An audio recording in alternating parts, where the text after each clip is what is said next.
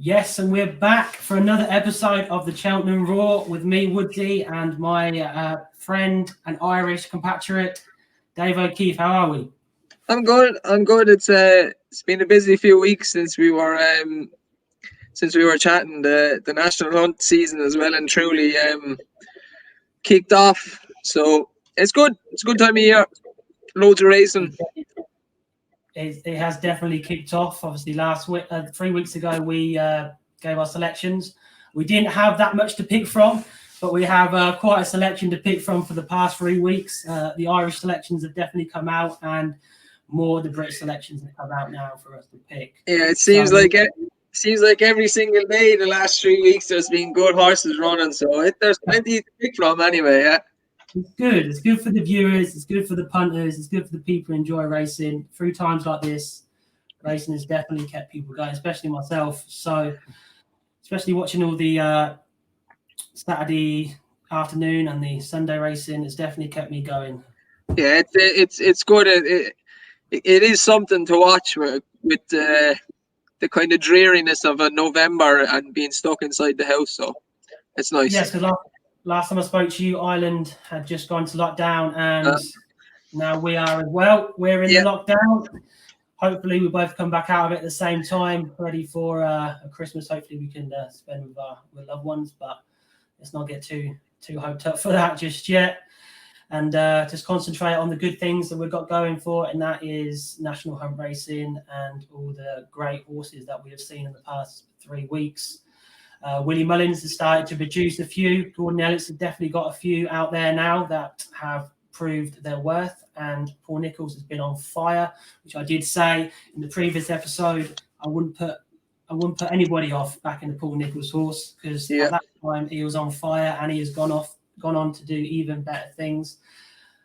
Nicky Henderson has got a few out there now. He's slowly putting them out, and he's also now got the chance to train Duvan's brother, which I bet he will be rubbing his hands for. What do you think about that, Dave? It was a hell of a lot of money to pay for a horse, wasn't it? A national hunt horse, but I suppose that's the way it goes. That is. What we'll do is we'll crack on straight away with what we spoke about last week and our anti-post tips. So we'll start with yourself. For the Gold Cup, you tipped up Album Photo. Obviously, news came out a few weeks ago that Top of the Game won't be making it to the Gold Cup, or you're making it to a racecourse this year, which is definitely gutting on a British perspective, because he was definitely probably one of the best chances going on the RSA form from 2 years ago, and I know he was one of your favourites as well to look at.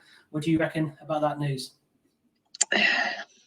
It's disappointing because I really fancied him for the Ladbroke, but look, it is what it is. He's a big horse. He's had tendon issues, so I don't know if we'll ever see the best of him now. Maybe the RSA that he won was the seal of his ability, because if he keeps getting tendon injuries, it's going to be a long way back for him.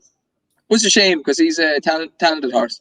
No, it's a shame, especially when you see such a good horse produce such a great performance in a big race, and you see the other horses go on to big things. Yeah. You just want the best horse in that race go on and do even better things, especially from a British perspective, when you don't see at the moment many good horses come out for Cheltenham, but it's normally the Irish connections that are taking a lot of glory when it comes to Cheltenham. So when one slips through your fingers like that, it's definitely devastating. I've tipped up myself Champ, which is trained by an English trainer, but also obviously connections from Ireland. So I still would like to see Champ on the racecourse first.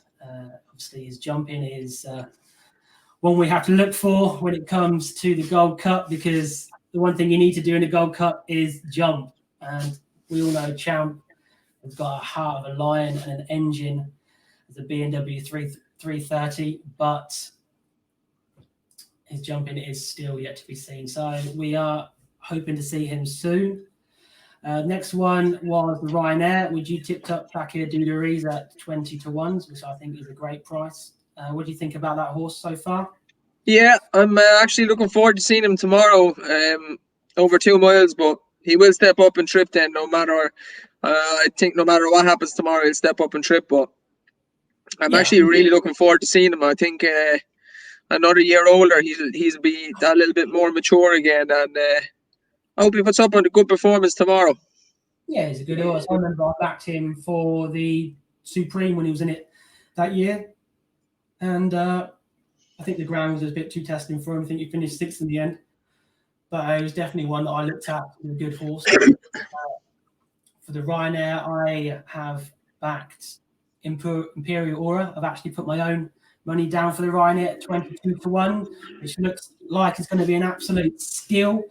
And come Saturday, I think I might be rubbing my hands together thinking what an absolute steal 22-1 was, but we will maybe talk about that later.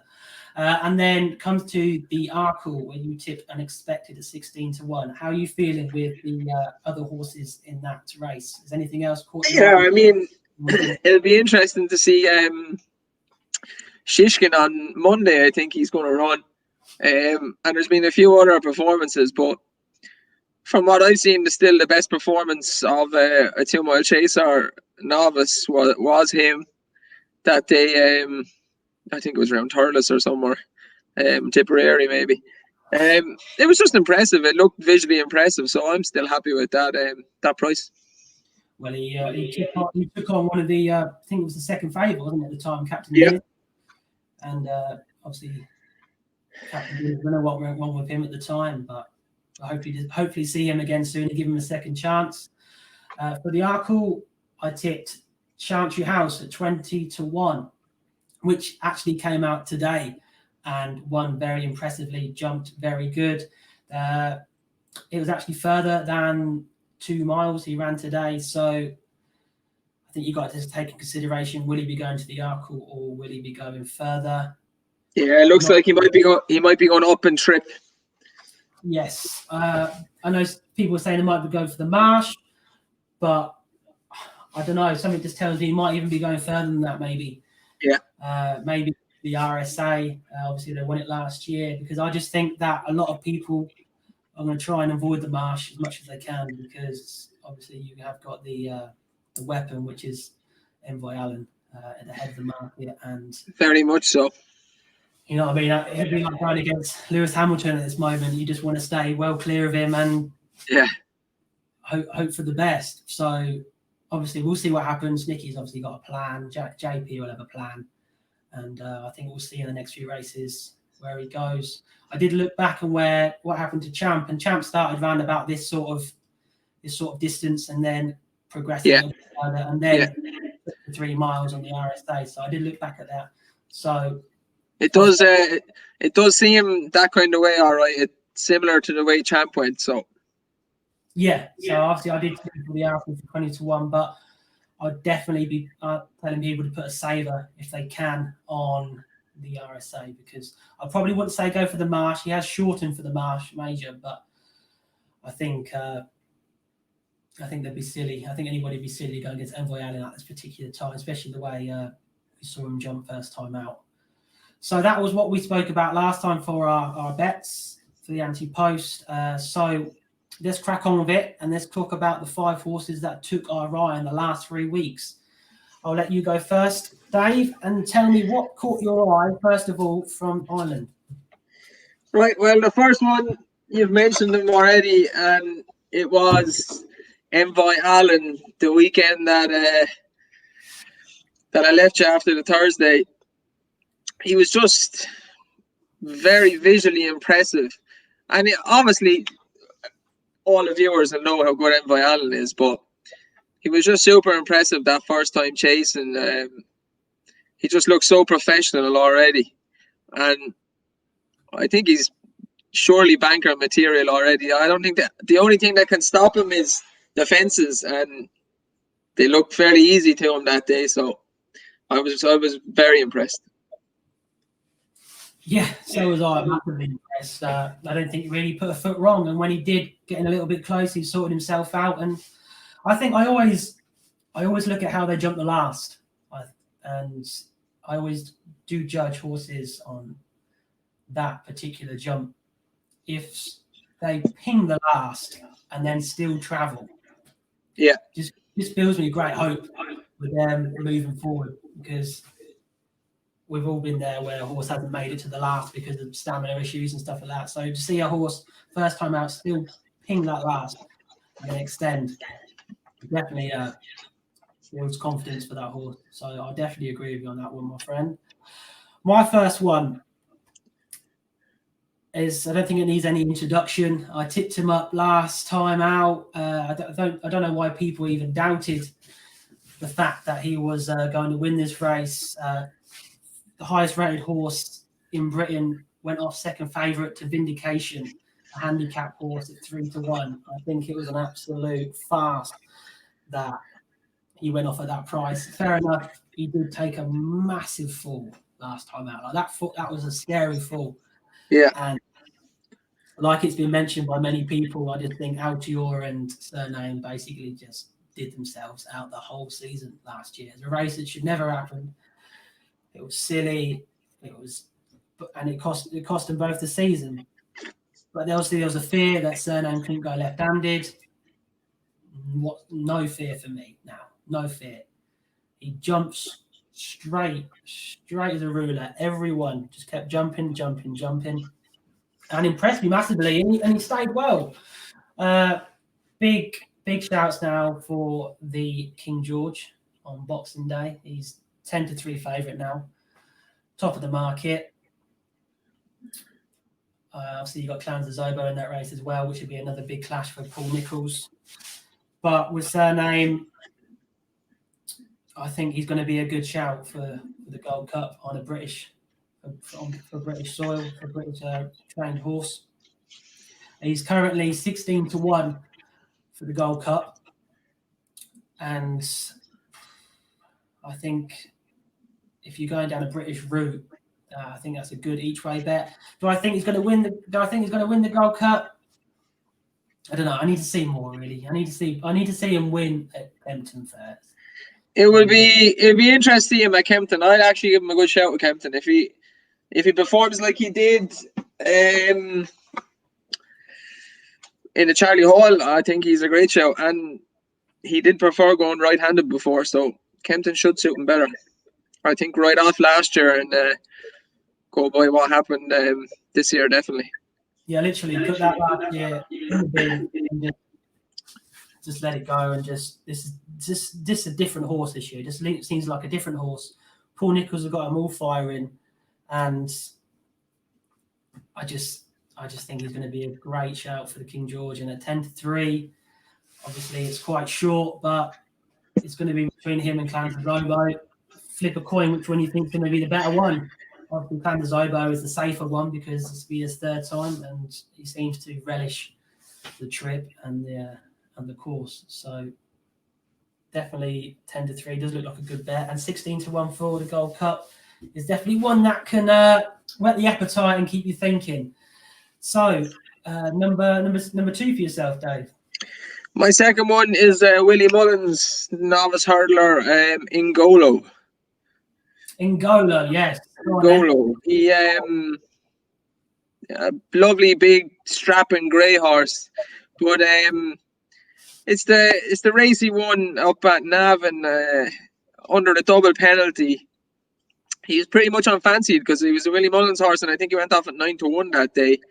But he beat a couple of decent yardsticks.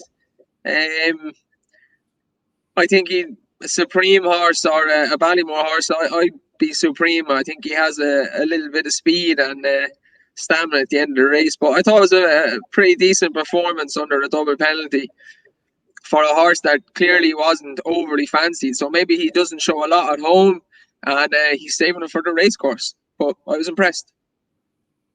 So to be honest, I'm glad you touched on him because I don't want to take credit for that horse at all, because I did tip him up 9-1 on my Twitter. I just when you ran that race, I just thought 9-1 for a Mullins horse, Rich Ritchie.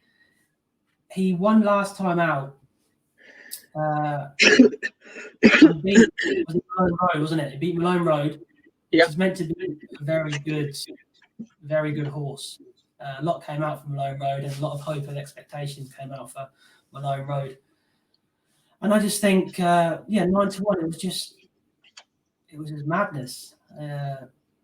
It really was. It was kind of madness, to be honest. Looking back now, it was madness, but look. It drifted as well. Yeah. It went to tens at one point. Yeah. I couldn't believe it. I put it up. I put it up on my Twitter. I was like, surely 9-1 is just, it's too good of a price to ignore. And it looked like he was going to lose it, though, didn't he? It looked like he'd lost the race. His race had done. Jump in that second, and then he showed a lot of battling qualities. That's what you want. You want that. Yeah, very much so. Yeah. Especially when it comes down to Cheltenham without that hill, you want a horse with a bit of guts, a bit of determination. That's just going to go, do you know what? I'm getting past you and I'm going. So that's that 50-1, isn't it, for Supreme? Yeah, he's 33s now, I think. 33s. It's definitely had some action since that race then, 100%. Yeah.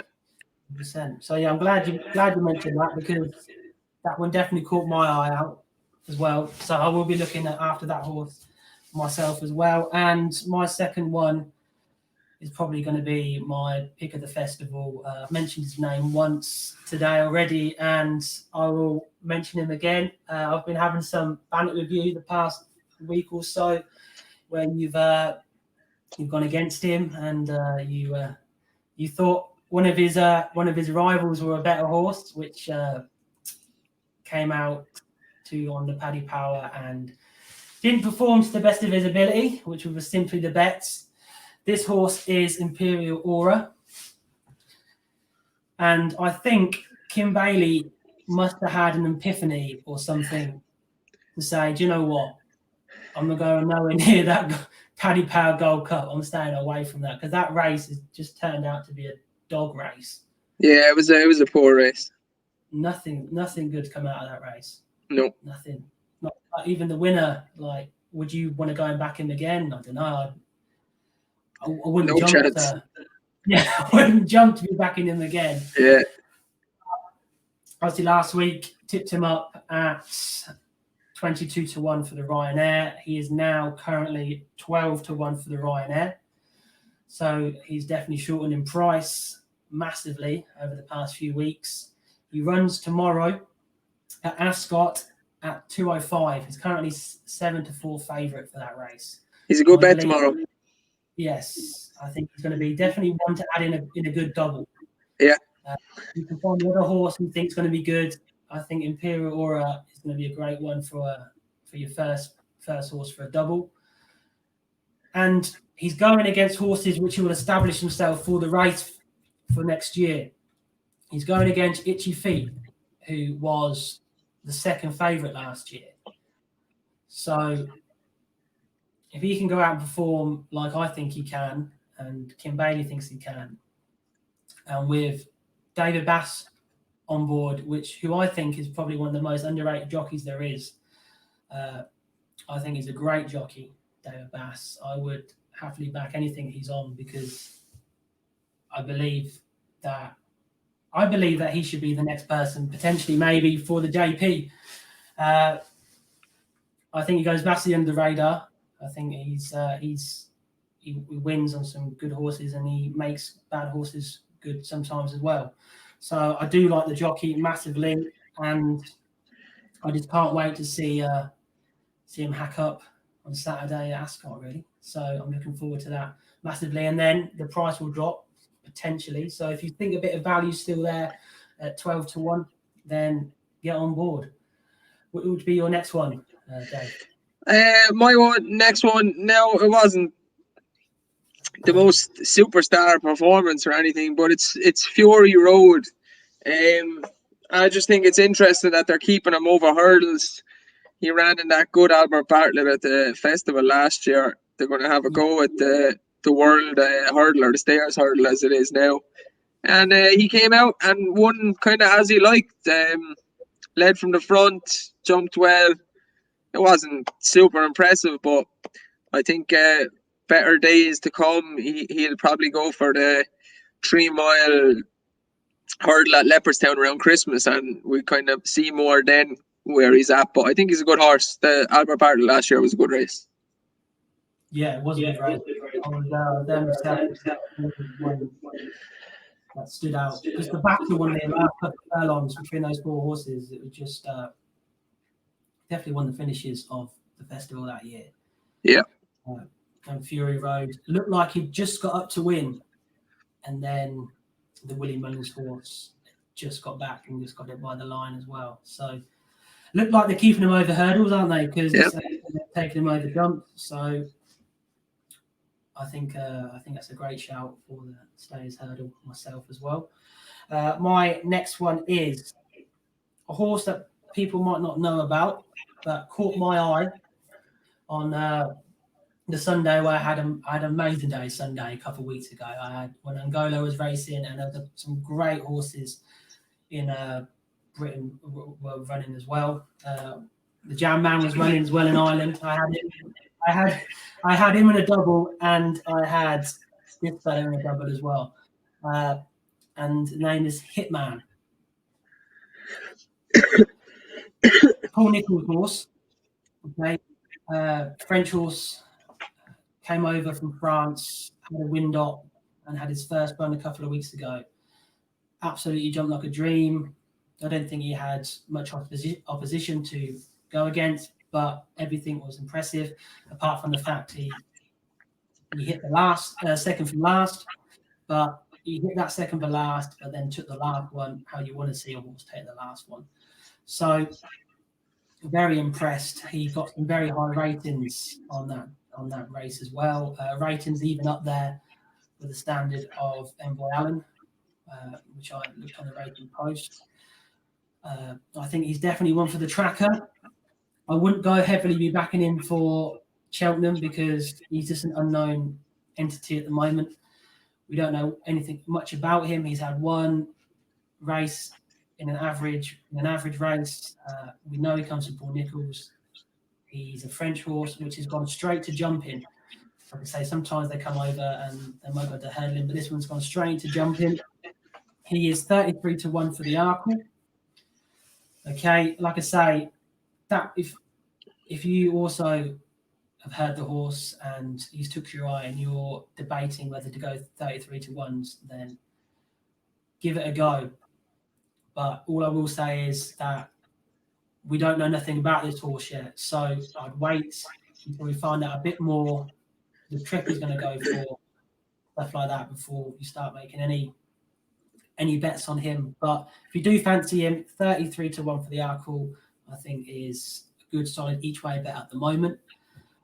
Do I think he's going to win it? Potentially not. But like I say, I think he's a great horse. I think he's got loads of potential, and I think we'll see the best from him next time out. So that was my next selection, which was goes on to your one now, Dave. Yeah, my fourth one ran the same weekend as Envoy Allen, and it's Chris's Dream. He was second to the Storyteller in that big kind of first grade one of the season at Down Royal. I just think he might be something for the Ryanair. Maybe they'll bypass Cheltenham, but I think he's a horse to follow on winter, soft, heavy ground. And if they give him a break, he seems to run better when he's fresh. He always runs well first time out. If they give him a break, then maybe 6-7 weeks, and they're not running him too often, he seems to run well. But I think he'll have a couple of big and nice races in him. Yeah, I think he run well for second. You could have said that we thought he was going to win that race. I was on Storyteller myself, so I was glad he didn't. But yeah, coming down the home straight, you thought he was going to be the one to win that race. So obviously the next race, you can only progress further.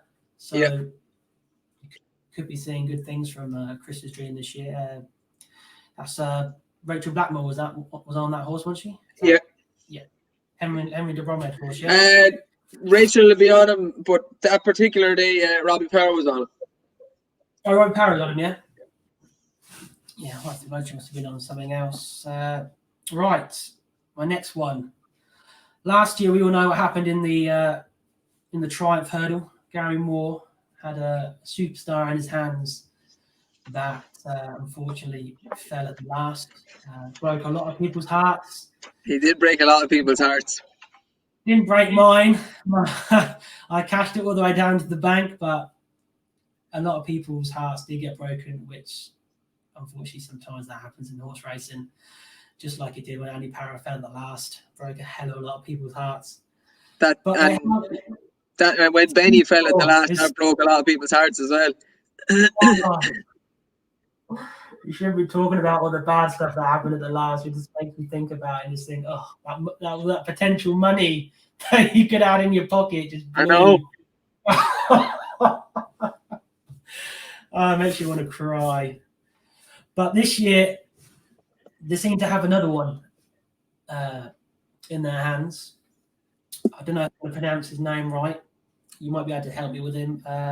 Nasalam? I think it's Nasalam, yeah. Nasalam, yeah.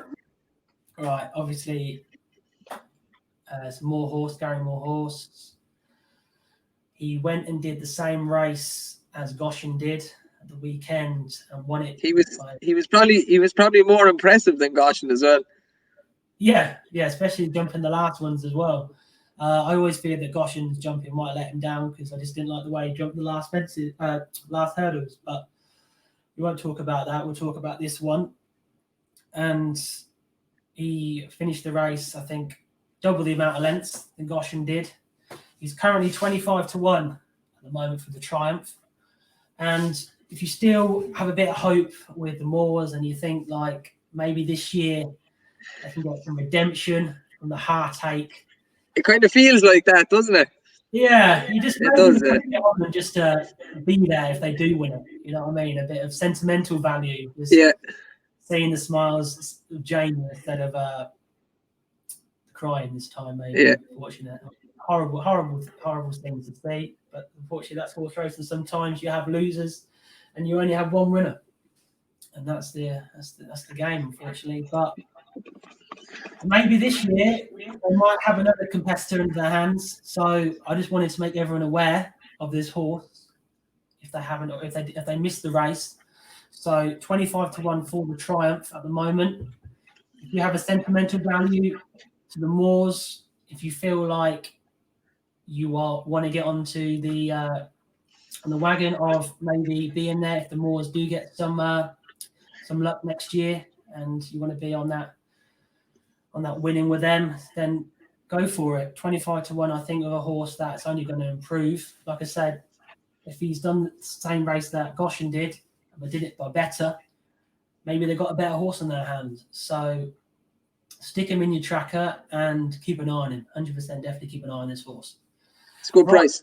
Good price. 25-1 is good. Very good. And your next one, please. Your last one. My final one it ran in the beginner's chase. And it's Joseph O'Brien's horse for Geeganstown, Embittered. Okay. He didn't win the race. Easy Work won the race, another Geeganstown horse who I really like. But I think Easy Work is kind of an obvious one. But Embittered, he was third to St. Raw and Aramon in the county hurdle last year, which now pretty much looks like a really strong county hurdle with what has happened after that. And I think he could be one for a handicap, maybe the Grand Annual or something at the festival. But he'll definitely be winning races. He's a good horse. Oh yes, I watched that race. That was the Sunday which I had quite a few winners. Yeah, that was definitely a good Sunday for me. He was being one of them. Yeah, he did impress. I think he just lost out, didn't he, to Easy Work in the end on the line. He gave him a really good race, and he jumped really well and led from the front. I thought it was impressive. First time over fences. Obviously, you've got to always take people, the horses, with a pinch of salt when they're going over the first one. Some of them can get better. Some of them, that's probably just the limit. But I'm the same as you. I believe that I think better things will come for this horse, and he will progress, more jumping. And do you think he'll go further, or do you think he'll stay at the trip he is? I'd say 2 miles, 2 mile 4 maybe. I couldn't see him going much further than that. No. So we'll move on to the last one for myself. He ran on Sunday. It was his first jump over fences as well. He comes from a yard which is in need of a good horse. They're crying out for a good horse at the moment. They haven't been in the greatest form, which goes for a lot of British trainers, unfortunately. A few ups and downs over the past few months, and that is the big breakaway. That was really impressive. Really impressive. Yeah. Well, I think you mentioned in the finishing line that he jumped like an aeroplane. He did. He literally sailed. You could have had an extra feet maybe on those fences. He could have jumped on as well. Yeah. Definitely sail over them. He disappointed massively in the Ballymore last year, but just look at the opposition he had. But he's still definitely disappointed for probably connections as well. What made me think about him as well, maybe a little bit put me off a little bit, is the fact he fell asleep a little bit during the race. And I don't know if that was the fact that that's what he does. Sometimes he needs to be woken up a little bit, or there's something to do with the race why he decided to think, I don't know, I'll finish now. And then Robbie Power's like, no, excuse me, mate, you're not finished. We've got at least another circuit to go, and just gave him a few slaps, and he was like, oh, okay, best carry on running. Kept jumping. Nicely enough for me. Loved the way he jumped. But obviously, just that little moment of the race puts a little bit of a dampener on it for me. But I think for a British connection going into the RSA, this is definitely our strongest competitor, and I just hoping the Tizar Jar can get this horse right. I know there's big things come out of the yard for this horse, and I know they believe he's a superstar, and they believe he's probably better than Native River. I believe I heard. So there's big shouting about him. There's big shouts about him.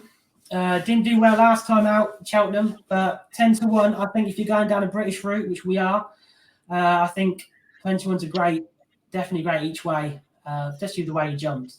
You need a good solid jumper, and he just seemed to stay on as well, going down the final couple of furlongs. So 10-1 for the RSA. Robbie Power on board. Definitely a great each way shot. So that concludes our 5 horses that we saw in the last 3 weeks. There must have been so many more horses running that we could have spoke about, but we haven't got the day to speak about them. So we limit ourselves to 5. We try and pick out the best 5 that we can, quarter eye, and talk about you and express our feelings and what we think they're going to do at Cheltenham. But what else we will do today as well is give some more anti-post tips regarding the 4 more races for Cheltenham. Okay, so I think you've covered your selection already. I'm going to go with the Stayers Hurdle. Okay. I presume you're going to go for Fury Road with the Stayers Hurdle. Yeah, my selection for the Stayers Hurdle is Fury Road, yeah. Fury Road, perfect. And I'm going to pick a horse that was in the same race as Fury Road at Cheltenham in the Albert Bartlett. And the horse, I believe, would have won that race, but just had issues after issues. And I think, to be honest, Johnson gave him a shocking ride. I don't know how he got into the position he did. He was wide, and you're thinking maybe coming wide around that last turn, you're going to be able to bag the rail. He didn't. He lost the rail to latest exhibition. And then he thought, okay, I can't get the rail. I'll go next to latest exposition. Tried to get in there, pull Townsend, then cut in front of him with Monkfish, so he couldn't go nowhere else. Jumped the last, then thought he'd go in between Fury Road and Monkfish. Fury Road then cut him out, so he had to go around Fury Road again, and then kept on battling to the end. So I believe we didn't see the best of him. I think the best part of a stayer is the part of the race from the last hurdle or the last fence to the finishing line. I think that's where you see a stayer in his making of it. So his whole best part of his game was interrupted. So I still think there was a lot more that we could have seen from Time Hill in that race. And I want to go for Time Hill at 12-1 for the Stayers Hurdle. And next one I'm going to go for is the cross country. I don't believe you've got a selection for the cross country, or have you changed your mind? No, it's not something that I want to be back in anti-post. There's one or two races I wouldn't have any real fancy for. I try and stay away and just kind of play it on the day. So the cross country is a no for me. You're not going to keep your fingers crossed that Tiger Roll is a. I'd love to see him come back, but look, you just don't know, so. He's a bloody good bet now, though. If you're in his camp and you just love the horse, which I do, I love the horse. One of my favourite horses. 7-1.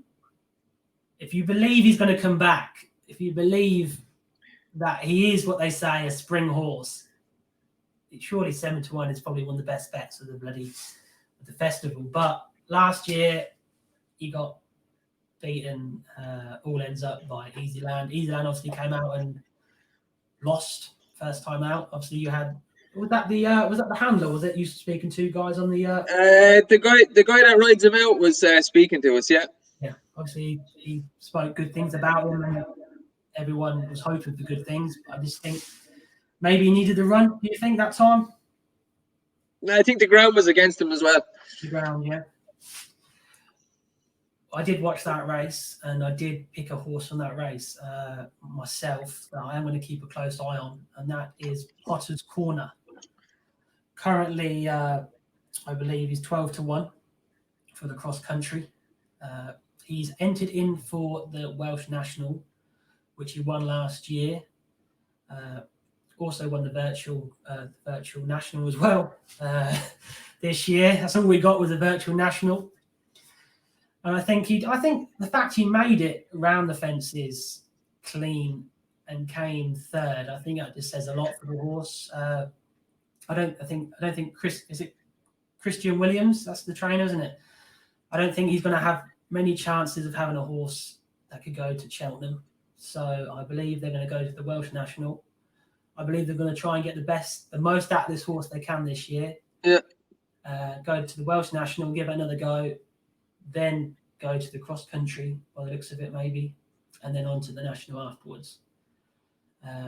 Potentially could miss the cross country.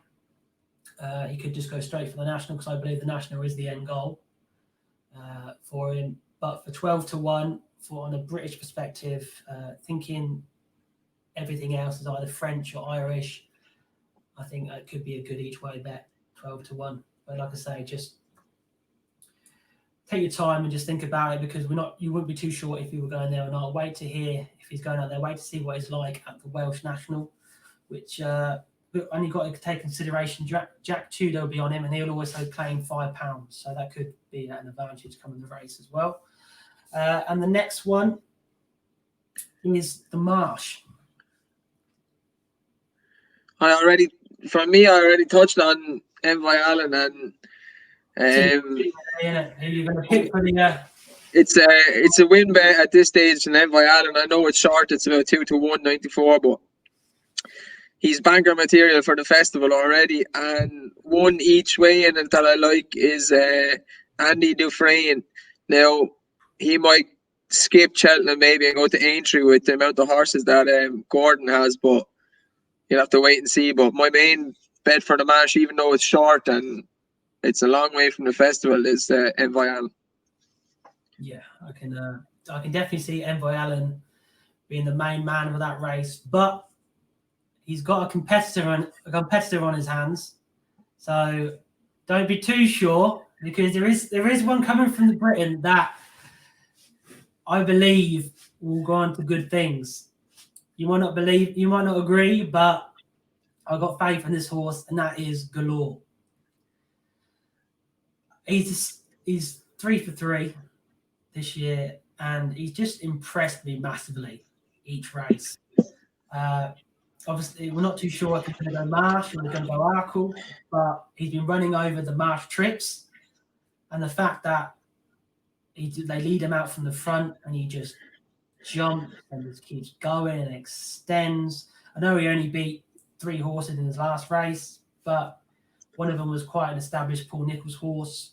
I don't know if he was just having an off day or what, but I think there's nothing better come to horse racing than seeing a horse lead out from the front and just jump and just jump and just jump. Good front runner. Good front runner. I think there's nothing better than just seeing that. He just pings the fence, and then just extends himself. And he's currently 33-1 for the Marsh. I'm on him. I was on him. As soon as I that race, I said, bang, I'm putting my money on him. I don't care. I banged him each way. And I think he's going to give a few people a run for their money come the Marsh. And I just hope he proves me right, because I think 33-1, which I think you can get now, is a nice bet. Potentially have Daryl Jacob on board as well. Another good jockey. And I think those two just go together very well. And wouldn't put no one off going 33-1 for Galore for the Marsh. We do have one more. Do we have one more? Yes, we have the Champion Hurdle. Okay, my Champion Hurdle, a horse from over this side of the sea, is Saint Raw. He obviously came second in the Morgiana Hurdle, but I think fairly surely he was the best horse in that race.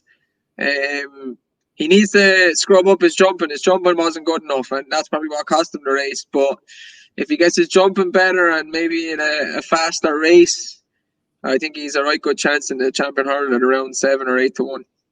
I think that's a great strategy. I think JP has a hand this year.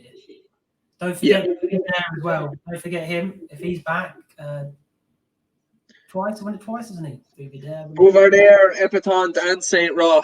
I think he's an embarrassment to riches there. Yeah, it is massive. Proper embarrassment. But he's got plenty of riches. Look what he spent on G-Brand's brother. He's got plenty of money. Lockdown's not affected old JP, has it? No. That's affected him at all. I'm going to have to stick with my guns. It's getting a bit worrying because we ain't seen the horse yet. We were meant to see him this weekend. Meant to see him the weekend before.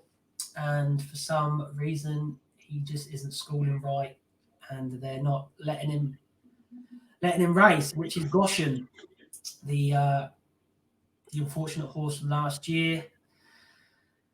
The horse that would have probably won the easiest Triumph Hurdle, well, won it the easiest, and a lot of people's big hopes for the Champion Hurdle, but currently at 8-1, which if you still in the camp he's going to win it, I think 8-1 is a great odd to bet on. If you're a firm believer that Goshen is going to win it, 8-1 you're laughing.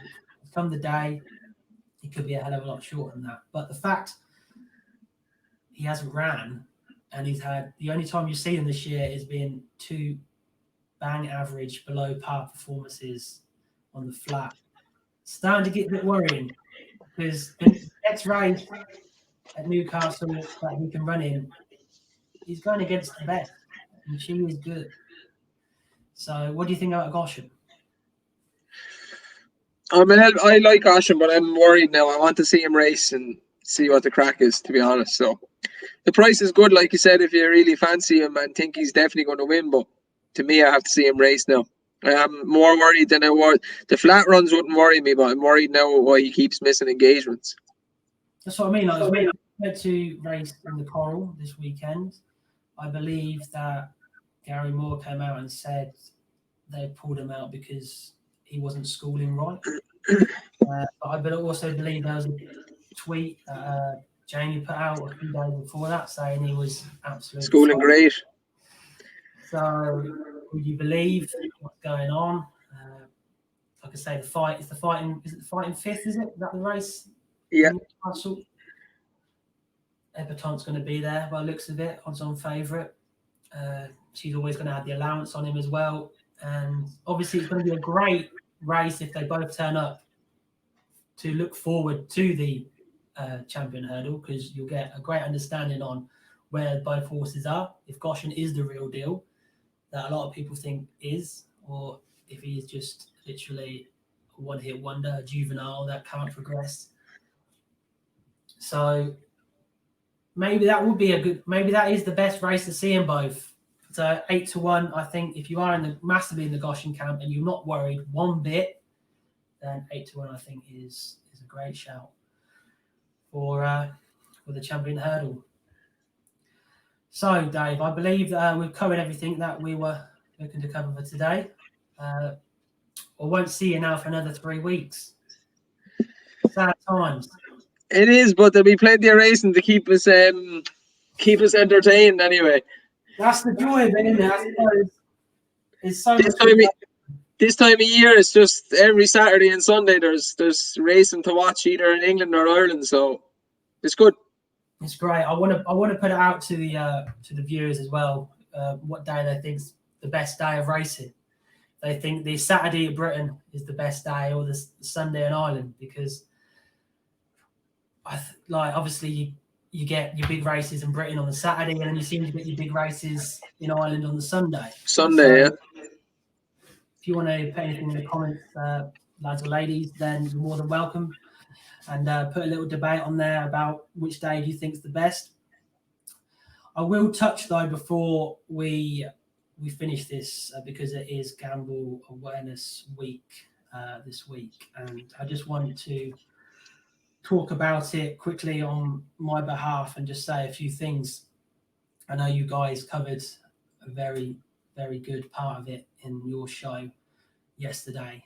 I just want to put myself forward on that as well, because I'm like you guys and like many people out there. I've been through hell when it comes to gambling, and I've been down the bottom and I've been up the top, and it's just swings and roundabouts.